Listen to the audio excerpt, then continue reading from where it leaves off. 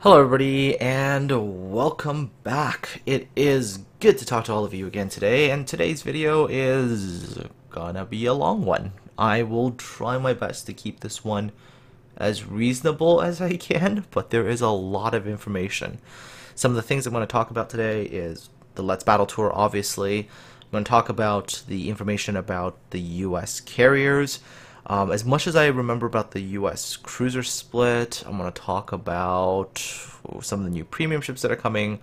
Going to give you guys a small update about that realistic naval game I talked about a while ago, and also just a slew of other random things that are coming up. Oh yeah, and of course, definitely going to talk about the USS Texas a little bit. So without much further ado, let's get going. First up, Let's Battle Tour, and I'm going to tell the story in as chronological of a fashion as I can, because if I don't, I'm probably going to forget some things that are going to be important. Alright, so, departed Toronto around 7 a.m. that morning, landed in Corpus Christi around noonish, got to the hotel, checked in, and then wondered if there was any of the other Wargaming staffers or community contributors there. Nope, none of them had shown up yet. They were all coming in on later flights. Well, not all. There was like a advanced team that was there setting up, but didn't really know them all that much, so I was, yeah, kind of there by myself and decided, you know what, instead of just sitting around in the hotel doing nothing, I'm gonna go and check out the ship, as I would normally do when I'm near a museum ship. So, headed for the ship, bought my ticket, and in I went. You know, a lot of these photos and stuff were taken on that first sort of tour of the ship, shall we say. Although, you know, considering that I've already seen USS Intrepid and USS Yorktown, Lexington felt pretty similar in a lot of regards, so I didn't take as much video as I would have normally, I guess, when I was, you know, gonna go and potentially make another, like, Know Your Ship video later on. This one, you know, I took just some photos that I was sort of happy with, and just kind of the key points and stuff like that, so not as much footage of the ship as before. So anyways, went on board, toured the ship. It was a pretty decent experience, although personally I think USS Yorktown is a little bit better done as a museum. But Lexington definitely wasn't all that bad. She had a lot of pretty neat things. Although there is one thing in particular, which I'll show you a little bit later, that did scare me the first time I saw it. I was just like, oh, that's a little disconcerting.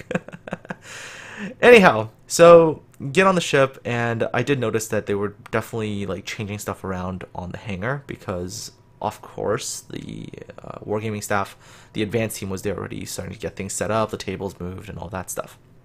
So the first day kind of passes relatively uneventfully. I mean, I got back to the hotel around like 5, and by that time I was already really tired. I mean, I'd stayed up the whole night because I had to get to the airport at like 4 in the morning. Thank you, border security. That was fantastic. Border and airport security, shall we say. You know, got on the plane at 7, got to Corpus Christi, toured the whole ship, which was a lot of places to go up and down, and it was also kind of hot in Texas. It was hot and humid. I was just tired. So get back to the hotel at like 5, hit the bed, and I immediately passed out. Initially I was thinking, okay, I'm just going to wait for some of the staff guys to show up, because they were showing up around 6. Could probably go grab dinner or something, but yeah, that didn't happen. I put my head down on the pillow and just gone, instantly asleep. Woke up around, I think it was like 11 at night, and by that time everybody had finished their dinner and everything. So yeah, I mean, I got a little bit of like hanging out with them at the pool and talked a little bit, but first day was really uneventful. Second day is where we got some of the really productive conversations, and that was very good conversations, mind you. There is actually one thing about the Lexington Museum that I sort of forgot to talk about, was that there is one space that I didn't see on the other 2 Essex class carriers, and that is at the end of the deck, at the front of the ship. There were these 2 bits that stuck out, and they allowed you to actually walk onto one of them, and that's the view from there. You can actually look straight down and see the front of the ship, and you can see this sort of hurricane bow. And you're quite a ways up. And of course, now, speaking of this little particular part of the ship, so on the second day, I was having a conversation with Sub Octavian for about a good 2 hours on very, very sort of technical information laden stuff. And at one point in time, we're talking about carriers, and we came to this part of the ship, and I was like, I wonder if Sub Octavian's going to throw me off at this point because he's tired of talking to me. Anyways, so alright, going back to the second day, and yeah, so the second day started kind of normally. Went down, had breakfast with some of the Wargaming staff, chatted with them about random bits and pieces of stuff. Went to the ship with them to help them sort of do a little bit of setup work. Mostly that involved rolling up posters and putting them in like these hard cardboard tubes. So did a bit of that. Played warships. Yeah, you'll see a picture of this later. There's like almost like an arcade fighting game console with like a trackball that they made it into like a control interface for World of Warships. It looks all good until you actually play a random game and quickly realize that aside from the ability to move and turn and shoot your guns and zoom in and zoom out, there's no keys to activate any of the consumables. So if you were a battleship and you got set on fire, there was no repair key whatsoever. And that's painful to play. When you don't have access to your repair keys, you don't have access to, focus aircraft, it gets kind of painful. But I guess, I mean, they obviously want people to, I guess, play the game at home and not stay in front of a computer all day, so artificially made the game kind of shorter. It's like a demo or something. Anyway, so, you'll see a picture of that coming up a little bit later. So anyhow, once we finished sort of some of the setup work for the event in the evening, went to have lunch. It's like I think it was around 1 or something. Went to have lunch. And that's where sort of the first major conversation happened. So I ran into Boyarsky, and he is now head of World of Warships in North America. And we had about a good 3-hour conversation, I would say. I think that conversation went from like 2 something to almost 6 o'clock. So that basically when the event started. Actually, no, the conversation continued afterwards too. So I guess that conversation lasted about 4 hours now that I think about it. Still, it was a productive conversation. And during that conversation, now mind you, I'm not going to remember like every little thing, and there's some things that I think I'm not fully going to talk about because, again, there's some of those things that it's more internal to them, and I don't want to be the one to be like, oh, I'm going to go spill your secrets, right? So, just sort of general things that I mentioned sort of topic-wise. One of them, for example, was sort of the overall faith that the community has that their concerns or their issues are being listened to, being heard. Because I said it feels like at times that if you're on North America, that the developers just, we offer feedback and it enters a bit of a black hole. Like things just, there's no sort of response to a lot of feedback, especially really good feedback. We don't really hear back from things. And that's not good because it creates this perception that we're not being listened to, and it creates a feeling of disenfranchisement with the development staff that, like, hey, you're really here to just get money and that's about it. And I said that's not a good feeling for the community as a whole, because if we're going to offer especially good valuable feedback, and even if the developers say no to it, it'll at least be nice to kind of hear back from them, and if it is a good suggestion, sort of something that is good, then maybe some action could be done. And this sort of led into another conversation about maybe having a sandbox server where good, promising ideas, those could be maybe put into a sandbox server and tried out and tested, and to see what the result on gameplay could be. And it was an idea suggested by Cal Orn, who was just sitting there listening in at the time. And it seemed this time when it was proposed, there was a lot more openness to it. I remember, back when I was still a community contributor, and I think a few other people, we sort of pitched the idea and was kind of shut down at the time by, at the time I believe we were talking to some of the guys on Europe, and we were shut down, and it felt pretty bad at the time. It felt like they just weren't interested, but this time it felt like there was a little bit more openness to it, and while no promises, it is something I think that potentially could happen. And if it does happen, then it allows the community, I think, to pitch ideas and actually see at least some of those ideas get experimented with or tried, right? So that was a positive discussion about that. Again, like I said, there was a lot of things there, a lot of things that were talked about, and I'm getting old. I don't think I remember every single one of them, but I'll continue to try to remember everything I could. One of the other things that is, I guess, a piece of good news for those of us who are in the warships community as a whole is that very, very soon we're going to have a completely sort of dedicated team that is dedicated to warships. Because what I was sort of getting the information about was that prior to a recent hiring of someone more higher up that's going to be dedicated to warships, there was sort of this big gulf between the people that were like directly communicating with the community, so the people that were lower down on the ladder, and the guy at the very top. Because it seems like the guys in the middle, who would have been dealing with other sort of more administrative things, they were having to handle 3 games at once. And part of that actually led to that whole termination from the community contributor program. There was just this whole kerfuffle there. Because the guy who did it is really responsible for World of Tanks and not ships. And in fact, what I found out was that after it happened, the developers who were working on the Graf Zeppelin at the time, they turned around and went, "Why did you do that?" Right? The complaints were valid, and they had no objections to the complaints that were being presented. And in fact, the person who actually, all the way up, who was responsible for sort of that deadline to have the Graf Zeppelin came out, even he was like, "Yeah, we screwed up, and that guy's right. Why did you do that?" So there's a whole lot of iffiness there with the way they were handling things, but it does sound like they're going to have a dedicated team, and so that, in the future, things like that won't happen again, and things will get better. So of course this does bring up the question about back in the CC program. Right now the answer is still no. What I said to them was, I said, the house is still not fixed yet, and until that happens, my return to the CC program is kind of out of the question. So, they said they're fixing it, so we'll see how it goes.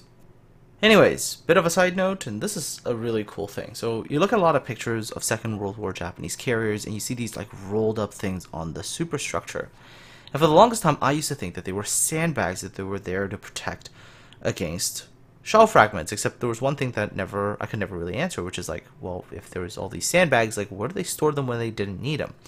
Well, in actuality, they were actually mattresses that the sailors slept on, and they would be rolled up and put around the island and things like that for protection. And when the sailors had to sacrifice their mattresses to use it as protection, they would sleep on hammocks. So it was just one of those kind of cool things that answered one of those questions that I've had for the longest time on the museum. So kind of a neat thing. Next up, there is a clip, which I'm not going to talk over because it's kind of a cool explanation as to what it takes to be a U.S. Navy carrier captain. But it was the fact that there was a talking face on a mannequin that freaked me the hell out. He is the final decision maker, singularly charged with the safety and success of his command, and he is held accountable for everything that occurs during his command tour. An aircraft carrier is a unique ship requiring unique qualifications from its captain. It must be a senior naval aviator with over 20 years' experience in naval aviation. This would include multiple deployments on aircraft carriers in a variety of leadership positions. In today's Navy, where all of our aircraft carriers are nuclear powered, he must also be a graduate of the Navy's Nuclear Power School and must serve as the executive officer on a nuclear aircraft carrier and then commanding officer of a Navy large deep draft ship prior to taking over command of an aircraft carrier. In their history of naval aviation, of the thousands of trained aviators, only a handful have been approved to be commanding officers of aircraft carriers. Today, only 11 people hold this position. And it's an extremely demanding job mentally and physically, but it's the most challenging and rewarding job sought after by naval aviators. In this room, there are biographies and pictures of the 32 captains from the Lexington's commissioning during World War II in 1943 to its decommissioning in Pensacola in November of 1991. Alright, so as the conversation with Boyarsky sort of wrapped up, I was sort of done with the, I guess, the community aspect of that conversation. So next up, headed towards the museum, and I ran into Sub Octavian, who most of you know. He's one of the developers from St. Petersburg. So then we sort of started to have a very long conversation about various things. And of course, the two major topics that really came up was, one of them was the Conqueror, which came up, and the other one was carriers. Now, as for Conqueror, Sub Octavian sort of made clear that statistically the ship was okay. I mean, and she's meant to be sort of an anti-battleship. And so in terms of that, they're okay with that particular ship statistically. However, you know, there were lessons that were learned from that particular ship. And I get a sense that, you know, if things continue the way they are, there might be a few other small adjustments that might occur. And now we move on to sort of the big conversation topic between me and Sub Octavian that evening, which was carriers. Now, I cannot give out some of the details because that would be a violation of trust, because it was told to me with the expectation that I wouldn't go ahead and spread this information. So I am going to keep some things under wraps.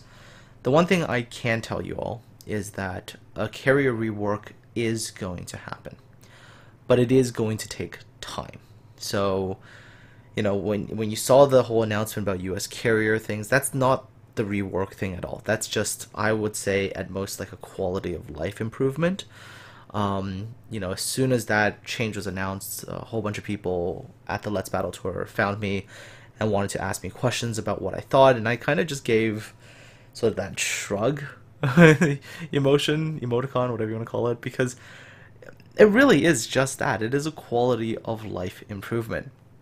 So if you're playing, for example, the Bogue, you now have access to a very balanced 1-1-1 setup, which is both a good thing and a bad thing for the Bogue, because the Bogue has a relatively small hangar. Like, sure, you're now able to get more sort of damage over time kind of thing, but you'll lose some of that reserve capacity of like torpedo bombers and fighters that you would have had before if you had the 1-1-0 or things like that. So with the Bogue going to this particular setup, there's sort of like both pros and cons, shall we say. And that's kind of true for almost all the sort of changes. A lot of them are like sort of small quality of life things. But yeah, sort of in the grand scheme of things, that's only really all it is. And this is definitely not like, you know, anywhere close to a rework, because again, from my understanding of the rework, I mean, that if that rework is going to happen, they've got to revamp AA and how that works. They got to revamp how concealment works, so on and so forth. So there's a lot of work to be done there. Independence, for example, goes fully into like the 1-1-1. That's it. The Independence is just a balanced configuration all around, which is not a bad thing, because I've always thought the Independence actually to be a better ship when it is balanced and it has a fighter to actually do stuff. You know, when it's got two fighters, it lacks its strike capacity. If it goes full strike, it completely lacks fighters, which means that your team very often will, well, get no support, and it's not fun. Ranger, I think, is also an improvement, going one fighter, one torpedo bomber, two dive bombers. A lot of people that played Ranger tended to play almost very exclusively Strike Ranger, which is just not fun for the team. And actually, even for a CV player, I'm not really sure how much fun it was, considering you really did get bullied around by people who had fighters. So having one fighter squadron, I think, will be kind of nice to have. It'll make the Ranger a little bit more playable. The same will be true for the Lexington, who not only gets sort of the 1-1-2 now, so that it gets that fighter squadron with pretty good striking power, it also starts to get armor-piercing bombs. And 8, 9, and 10, especially 9 and 10, this is where I think a lot of the controversy started to occur. Because a lot of people looked at the change to, especially, let's say, the Midway, and they looked at it and went, oh no, like, you're, you know, how could you drop the torpedo bombers to, let's say, tier 8? Like, how are you going to survive in a tier 10 environment? And the way I look at it, I think that that's not a bad change. I mean, you know, right now, if you look at sort of the Hakuryu versus the Midway, Hakuryu really does have an edge in terms of striking power and flexibility. But with the change, Midway really gets up there as well. Essex, for example, is now 212, and again, it gets access to armor-piercing bombs. So it has pretty decent strike power, right? I mean, sure, I know dive bombers are a little bit RNG, but it's gonna get good striking power. Its fighters are a little bit weaker, which is unfortunate, and I do wonder if they're gonna maybe decide to not give top-tier torpedo bombers, but maybe top-tier fighters will be given to the Essex. I don't know about this, but it is something that maybe I think could be done, because that would at least allow it to have some degree of fighter tier parity with the Taiho. But again, remember, the differences between tier and like a tier 8 and tier 9 fighter can be somewhat minimized by the dogfighting expert skill. Midway is the one where people get really sort of, oh, what is this, right? You take away the tier 10 torpedo bombers, you give us tier 8, how the hell does it survive in a tier 10 environment with tier 8 bombers? Well, the way I see it is it's really going to be like this. The Midway already dominates fighter-wise against the Hakuryu if played correctly. And its two fighters aren't getting nerfed anything. There's going to be the same tier 10 fighters. They're going to be very, very strong. They're going to get the really strong armor-piercing bombs, which means that in the early stages, in most cases, you can really mess up a lot of the battleships with just armor-piercing bombs. Run into a German battleship, hit it. And these, I think, are going to be really big armor-piercing bombs, too. I think 1,600 pounds. So these are big bombs, and they're going to do quite a bit of damage. And what you can do is you can almost, use your torpedo bombers to mess with destroyers, because having two torpedo bomber squadrons is going to screw destroyers up. You can either go with that, because destroyers don't have that crazy A power, or you can even hold back a little bit on the torpedo bombers. Wait a bunch of minutes, wait till like maybe a quarter of the way after the game is done, then you start deploying them, or maybe even halfway through the game. And really, coming in with two torpedo bombers when AA has been weakened is quite devastating. So, for me, I would say the U.S. carrier rework really, right now is just a quality of life improvement, making all the U.S. carriers more comfortable to play. That's it. In terms of actual CV rework, that will come, but it's not going to come right away.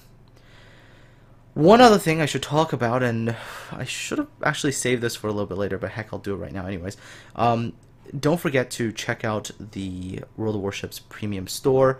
And if you don't have a Texas, get a Texas, because right now all the money that is spent purchasing the Texas, the bundles for the Texas, the camo for the Texas, which is this particular camo, it's actually a pretty decent looking camo, or even a flag, all that money that gets spent will be donated 100% to the Battleship Texas Foundation. And for those of you who've been paying attention to the USS Texas recently, she's not in the world's best shape right now, and she's in some pretty desperate need for repairs, and eventually to maybe get dry berth so she can be preserved. So for those of you out there who want to support a good cause and get a ship and camo, go check out the store, grab yourself a Texas camo, or ship, or whichever one you prefer. Anyways, okay, so going back to the Let's Battle tour. So, that conversation with Sub Octavian went for quite a while. Eventually, we kind of had to stop. I mean, we had to go and partake in the rest of the activity. So we decided to save some other conversation topics for the future, and off we went into the actual Let's Battle Tour event. And you'll notice that I don't have a lot of photos from that event or video. And that was really because this Let's Battle Tour, I had a lot more time where I just simply talked to people, and I enjoyed that interaction. It actually was kind of cool because they improved upon past Let's Battle tours. So what they did this time was that if you were a content creator or someone well known in the community, they gave you a blue shirt that made you very easily distinguishable from the players who got black shirts and the staff who were wearing red shirts. And of course, those of us with the blue shirts had our name on the back. It was easy for people to find us. So I had a lot more people talk to me at this particular Let's Battle Tour event than I had in the times past.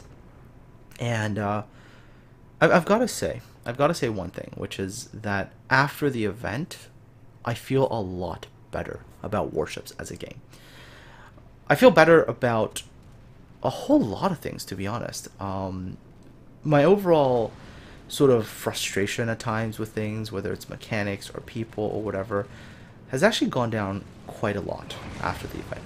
And a lot of it just happens to be the people you run into when you go to an event like this.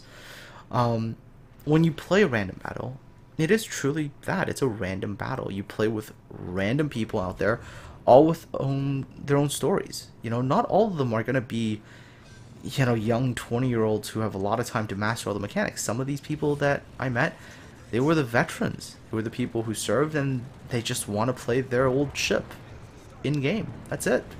There's some that are just so young that they don't really understand it. Heck, I don't think they understand any more than it's a cool ship that they get to sail around and pew pew stuff. That's it. I mean, you gotta understand, like, for example, during the event, Wargaming gave us a bunch of bonus codes that we could give to people as we saw fit. And if people came up to talk to you and whatnot, and you had a good conversation, you could give them something and be like, here, take one of these and go home and redeem it for something. And in one instance, I had a young mom who brought her really young son. I think he was like 4 or something. And she wanted him to come meet me, and we chatted for a little bit, and he said he enjoyed playing the game, and I said, well, you know what, why don't you take this? This is a tier 8 Japanese cruiser. It's an Otago, and you can redeem it and you can play with it.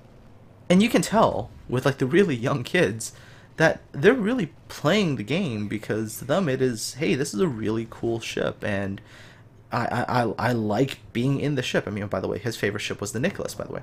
And just being able to sail the ship around and occasionally kill something. And that's good enough for them. They're not in for that, like, oh, I've got to be this good or that good and win all my games. That's not important to them. I mean, heck, I gave him an Otago, and the little boy looked at it, was just like, oh, that's kind of cool. It's like a piece of paper with a picture on it. I mean, the mom totally knew what I'd given her son, but he was just like, okay, that's cool, like, it's that kind of mentality. So, and by the way, this story is not unique to me. I mean, I was talking to Quema Pueblos as well, and he was like, one time he had a young boy talk to him, and he came up and he gave the boy a bonus code for a Mikhail Kutuzov, and the boy looks at the Mikhail Kutuzov and he says, but I don't like playing Russian ships. I don't play Russian ships. I don't want the code. So once you start to realize that that the players in random battles could very much be these kinds of people, the veterans who are remembering their times on the ship, you're potentially running into really young kids who are just playing the game because they enjoy the whole ships thing. It really allows you to mitigate some of that frustration that you experience in random battles. Like, if you get angry and you start screaming and hollering and calling random players these bad names, if your mental image is someone your own age who you think is incompetent, then you get really angry. But if you mentally picture that the person on that ship is a 4-year-old who really is playing the game because he just really likes the ships, then if you decide to go on a verbal rampage against them, I mean, what does that say about you as a person? I mean, that's the thing. I mean, after this event, I feel a hell of a lot better, right? Because in the past, I might have gotten frustrated with, the random battles. I see people doing things that are not strategically smart, or not good for winning the game, and I used to get a little frustrated with that. Now I don't care anymore, because I saw the players and I had a chance to interact with them, and they were literally of all age groups, of all backgrounds, and not all of them are looking for that same experience. Now, some people, like I mentioned earlier, they were just veterans who used to serve on the ship, and they just want to be able to sail their ship around. There's some really young kids who just think it's cool. I mean, hell, sometimes you just have families. Maybe a grandpa sharing a game with his grandchildren. I mean, his expectation is not to go out with his grandchildren and be dominant in the game and have your Unicum stats. I mean, he just wants to spend time with his grandkids. And I would argue that in a way is far more important than going out and being like, oh my god, I've got to obtain X stat and X Unicum whatever. Right? Because in the long run, if we want games like this, we've got to have a generation of younger people who care, who want to preserve these things, who want to have that continued interest. So yeah, I'm just a whole lot less frustrated with things now. I can totally understand a lot more of, in a way, Wargaming's decision making. I understand why maybe a lot of things that I used to advocate for, I can understand why they're maybe hesitant to do that, because to them there is this other entire player base that are equally passionate about the game, just in different ways. And in a way, they do have to cater to those people as well. And so, for that and that alone, I come back from this trip feeling just a hell of a lot better. Okay, so, oh geez, what else did I want to talk about? Oh, I do of course want to say that to the people that I met out during during the trip, it was really nice to meet all of you, and it was really nice to talk to those of you who came up to talk to me. I hope you all had a good time, and yeah, hopefully see you all again at some event in the future. Moving on to U.S. Cruiser Split. I don't have as much information about that as I would have liked. Again, I'm not sure if it was just the fact that my hearing was kind of going at the time or something like that, because, I'd been standing next to a speaker for a while, and just, I didn't feel like I could actually hear anything anymore. But the things that I caught, for example, Cleveland is going to go back to old Cleveland. So this is going to be the Cleveland with like the 17K range, the stronger anti-aircraft. So it's going to have something like that. Helena, for example, is going to just have a lot more of that sort of firepower, more for sort of close medium-ish range, I think is what they said.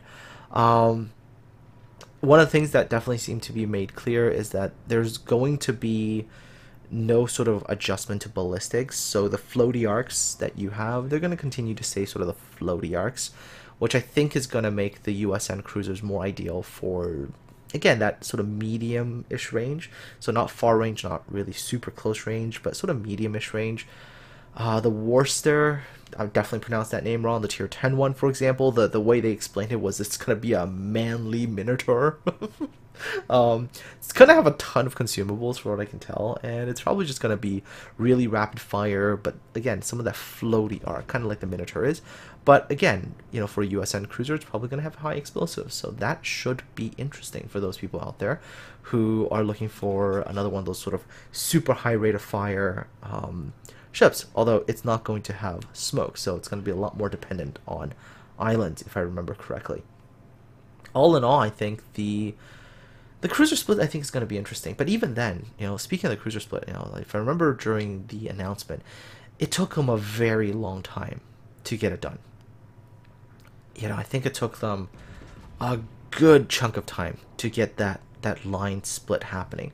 So again, anytime Wargaming, I think, is going to go around and change stuff, again, like the carrier rework, it is going to take them time. So I know it's happening now, that particular rework, but I also know it's not going to be anytime soon. So hang in there.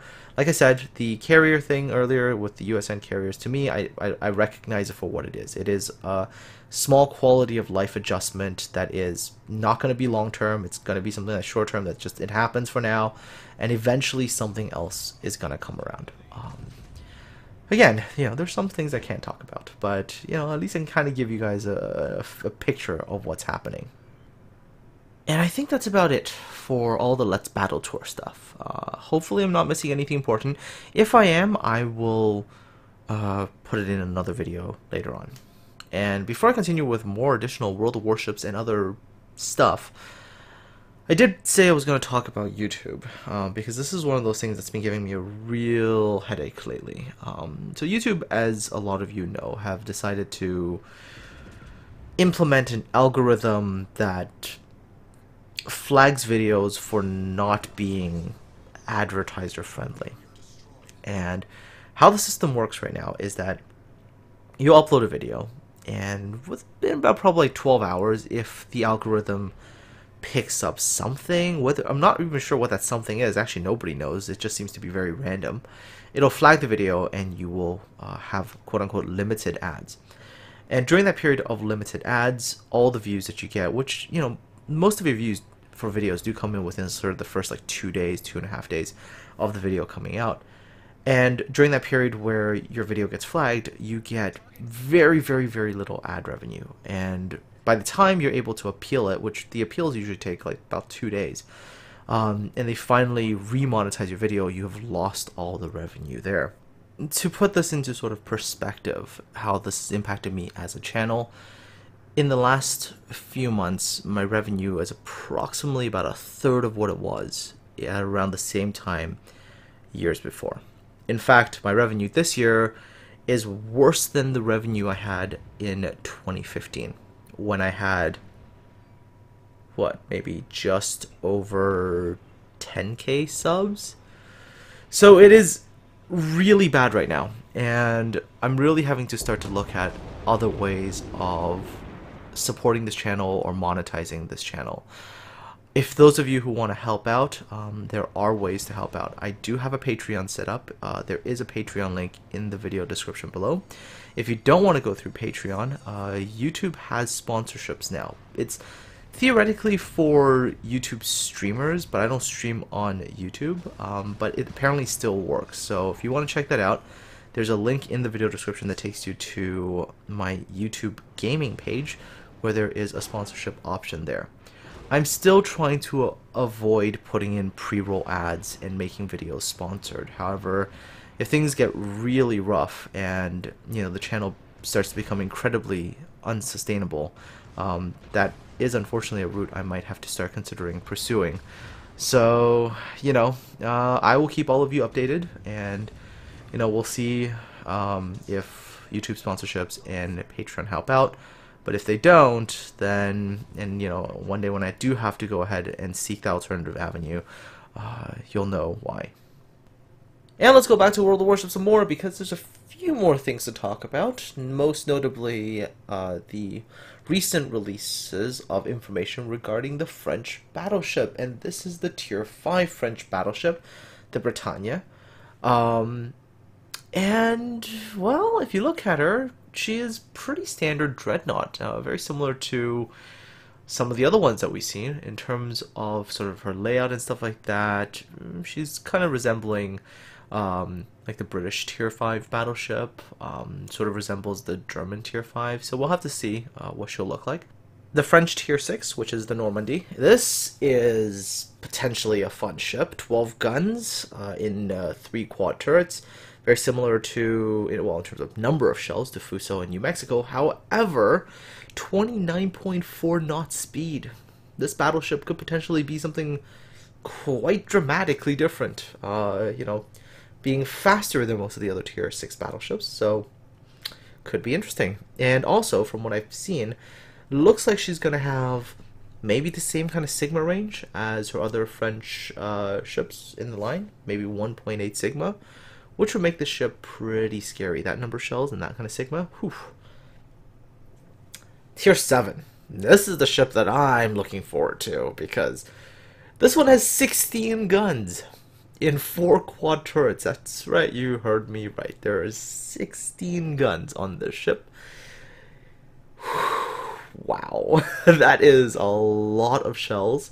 And supposedly with decent Sigma as well, 1.8. And yeah, this is the one I think, if the ship comes up, this is the one I'm going to be playing probably more of, just to see what she'd be like. And then, of course, once we get past this ship, we enter the French Tier 8. And it's at Tier 8 the French get speed boost, apparently, for their battleships. So there's a potential that if the speed boost is the same as the French cruisers, that we're looking at French battleships that could go upwards of 38 knots. They might just become the ultimate flanking battleship, and so we'll see how that goes. They could be well suited for very, very aggressive plays, because again, high speed, forward firepower, very, very aggressive pushing ship. So we'll see how the French ships evolve at the end. Obviously, more details will come out as time goes by. So until then, the best I can do for now is some speculation and some pictures. But when we get better information, I will definitely make another video on this. And of course, I gotta talk about one more thing. This battleship.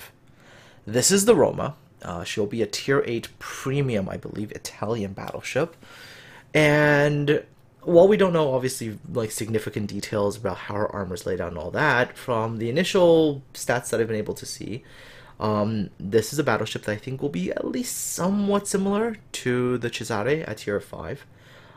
Very, very high velocity guns, pretty darn good Sigma. and just pretty. Just really, really pretty. Something about the way the Italians designed their ships that they had to make it beautiful. So this is one I'm going to get excited about, because, yeah, this is just what I thought to be one of the prettiest battleships ever. And so, you know, obviously hoping for more detailed armor models and stuff like that, in which case when that happens, I will break her down for you guys. But for now, yeah, really excited about this Italian battleship. Anyways, okay. One final World of Warships thing. For those of you out there who are trying to maybe find a clan for Clan Wars to play World of Warships, the clan that I'm running right now, we do have a bunch of spots. So if you're interested, go to the video description. There should be a link to my Discord server. Jump on and talk to us, and we will find you a place to be. So, you know, I've always kind of, you know, avoided the whole clan thing. I'm always afraid that if I do it, there might be too many people, but not enough slots. But right now we do have a bunch of slots, so I figured might as well put this out there and see who is interested. And now that this is done, we're going to move away from World of Warships because I do want to tease you guys with something small. A while back, if you guys remember, I mentioned something about a realistic naval game, and, you know, a whole bunch of you guys were really, really interested in that. So here's like a small little update. Again, as you can tell, this is very, very early development work. A model has been made. They still haven't textured it or anything like that. But the point of this game is, of course, you know, total realism. You are the commanding officer of a ship. You have crew. You know, this crew can be knocked out, and you kind of command and direct things. You know, damage models are going to be incredibly realistic, so on and so forth. So, you know, this is really all I can show you for now. Again, you know, they're still in the development phase, but as the game reaches a somewhat playable state, I will be able to show you guys more and more things, and maybe even invite some of you into like maybe a playable demo or something like that, so you guys can give it a try. Anyways, as you can tell, things are very detailed. I mean, there's individual crew members. They apparently are affected during combat as well. You can tell there's very, very small details that they get right. For example, the shell casing getting thrown out by the crew, so on and so forth. Anyways, folks, that's about all for me today. You know, if I do miss anything, I will remember it and I will talk about it in another video. Aside from all that, thank you for sitting through over 40 minutes of me talking about all sorts of things. Hope you have yourselves a really, really fantastic day, and I'm looking forward to talking to all of you again really, really soon.